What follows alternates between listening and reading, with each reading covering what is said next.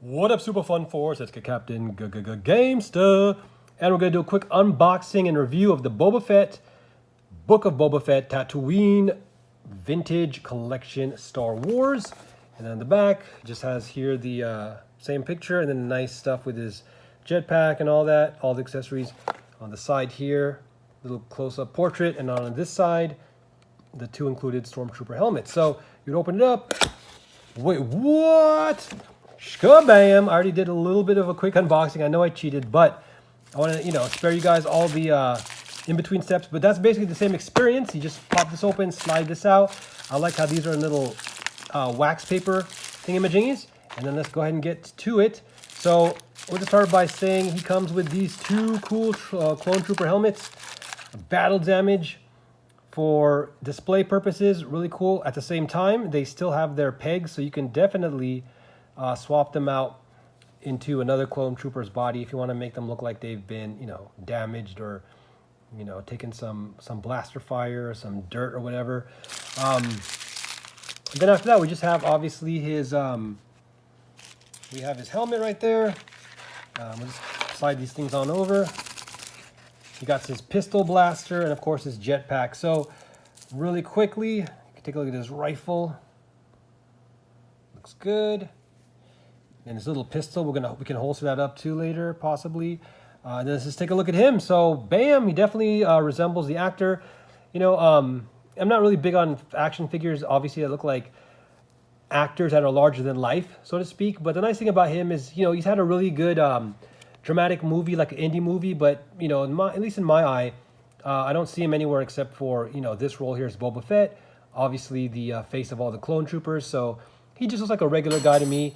I think it's really cool too that he's he's of kind of like an Asian Pacific Islander descent. He's bald too, so that's also also awesome. Good for more diverse representation instead of bald guys always being villains, I guess you could say. Now I know from Return of the Jedi he wasn't the nicest or heroic good character, with what he did to Han Solo and obviously trying to take out Luke and all of them. But at least in Book of Boba Fett, he seems to start to be be transforming into someone who's a little bit more compassionate with the things that he's done and he's gone through in just that short amount of time. So I hope that as he continues to rule Tatooine, we get another season or two, and he becomes more of a hero, as opposed to now he's becoming a little bit more of an anti-hero. So that's still cool. I'm looking forward to that. Hopefully it changes. But other than that, he's still an important part of Star Wars lore. And like I said, he's not exactly a villain. I don't really like to get too many villain characters. But yeah, as you can see here, it looks great. We can see the kind of joints as he have here. His feet only pivot. They don't have like the side-to-side rocker ankles, which is fine. And you guys can just see what kind of, pivoting and joints he has. But I think he's going to pretty much be able to pose a lot of different ways. I like the detail on this armor. Spot on. Looks great. The cords and everything like that. And as he said before, he has the holster right there. I do wish he still had a little bit more color. I mean, I guess Star Wars is a little bit more of a drab world. I mean, we start to see there are obviously, colorful aliens and planets, but a lot of it is, pretty drab, I guess. Very muted, dark shades of colors, but that's okay. It's kind of Star Wars, and this kind of gives them more of that military look. It's almost like a blending of camouflage, green, brown, black, with just a, hint and a little splash of color there with the kind of goldish, orangish yellow.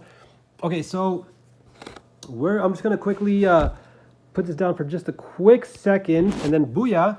Sorry for that blackout, but now I got the helmet on and it looks awesome. The helmet, this doesn't go down, sadly. It's all like a molded single rubber piece. It's kind of flexible. Okay, let me see, I'll pull it off. Hopefully I don't pop the head off. Oh my gosh, I just popped the whole head off. So the head just kind of pops off on its own too. Poor Boba, oh, I just did that with one hand. And then of course this goes here inside the missile pack, like it shows. I'll get that on him too in just a second. But yeah, there you go. So that's cool. It's a little bit shorter than the other ones I've seen online, but it's okay. At least it has that cool blast off effect. And then we can just punch that into his back right there. Man, oh man, that is Boba Fett. That is so awesome. I dig it. And then of course, like I said, two blast effects here. Go underneath his jetpack. Let me see if I can do that for you guys if you don't mind again. 1 second, I'm gonna plug one in, just one in for you. It's a little bit tricky because I'm gonna show you guys too in just a second. Oh man, it fell out. Hold on, sorry guys, I know it's all blacked out temporarily. Okay, we're back. So it's interesting because as you push it in, these rocket things are super flexible rubber as well. So it could be a little tricky getting in there, but there it is. Looks great. You put them on a figure stand, pose them flying, awesome. And then just finish it off throwing this in here on his belt. But yeah, there you guys go. I think it's a great figure. Again, you know, it's obviously a deluxe, definitive version of the most recent Boba Fett that we have from his own series. So I think it's great to have in your collection. And it goes wonderful with the Mandalorian timeline characters that I have. So wanted to just pick this up. So thanks so much for hanging out, guys. Let me know what you think. Don't forget, keep it faith, say a prayer, spread that love, be positive, and be thankful. Peace.